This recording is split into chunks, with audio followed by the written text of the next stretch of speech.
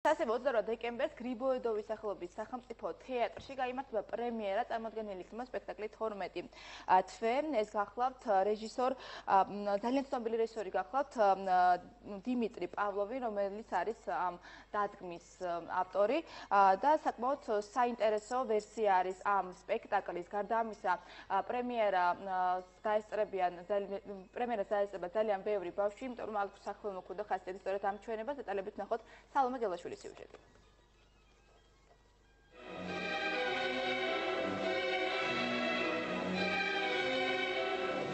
ზღაპარში იანვარი გრძელწვერიანი ნაცრისფერი კაცია, ფუმფულა ქურქით და კვერთხით ხელში. აქ კი ახალგაზრდა ბრჭყვიალა და თვალის მომჭრელი ბიჭი, ყველაზე ცივი და მკაცრი. დეკემბერი ნამდვილ თოვლის ბაბუას გავს, დანარჩენი თვეები კი ისევე აჭრელებულან, როგორც მათ შეეფერებათ. ზოგს ყვითელი ფოთლები ამშვენებს, ზოგი კი ყვავილებითაა მორთული. გრიბოედოვის თეატრს სანქტ-პეტერბურგელ რეჟისორთან დიმიტრი პავლოვთან ერთად 12 თვე ესტუმრა. მიუხედავად იმისა, რომ საქართველოში ეს ჩემი პირველი სპექტაკლია, ეს იმას სულაც არ ნიშნავს, რომ ამ ქვეყანას არ ვიცნობ. აქ ძალიან ბევრი ნათესავი მყავს და თბილისშიც ხშირად ჩამოვდივარ ხოლმე. გრიბოედოვის თეატრში სპექტაკლის დადგმა ჩემთვის ძალიან დიდი პატივია. ქართველი მსახიობები კი მართლაც ნიჭიერები არიან. იმედია მათთან შემდგომშიც ვითანამშრომლებ. უკვე ამორჩეული მაქვს რამდენიმე დრამატული პიესა, რომლის აქ განხორციელებასაც ვგეგმავ.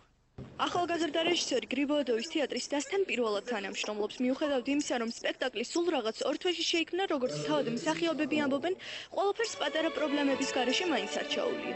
ამ შემთხვევაში დასსა და რეჟისორს შორის არაენობრივი ბარიერი მუშაობის მეთოდებით ჩადგა.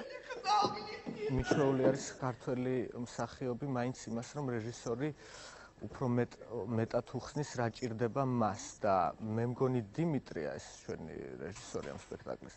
მიჩვეული იმას, რომ მსახიობს მოაქვს უფრო ბევრი დეტალი და თვითონ ნაკლების ახსნა სჭირდება.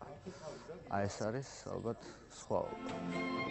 კოსტიუმები და სასცენო გაფორმება ამჯერად ბავშვებს გულგრილს ნამდვილად არ დატოვებს. ჭირვეული ხასიათის დედოფალმა კი შეიძლება ბევრი მათგანი დააფიქროს კიდეც.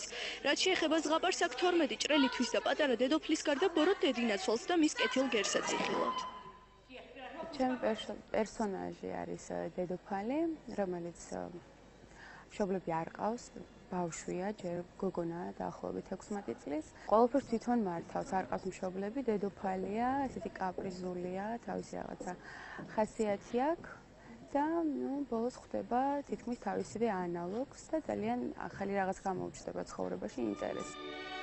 წლევანდელი თბილისური სახელწლაფშა განსაკუთრებული მრავალფეროვნებით გამოირჩევა თოვლის დედოფალი მაკნატუნა პატარა უფლისწული და დღეიდან უკვე 12 თვე გრიბოედოვის თეატრში. ყველაფერი რაც ბავშვებს და არა მარტო მათ სჭირდებათ პატარა მაყურებელს ელოდება.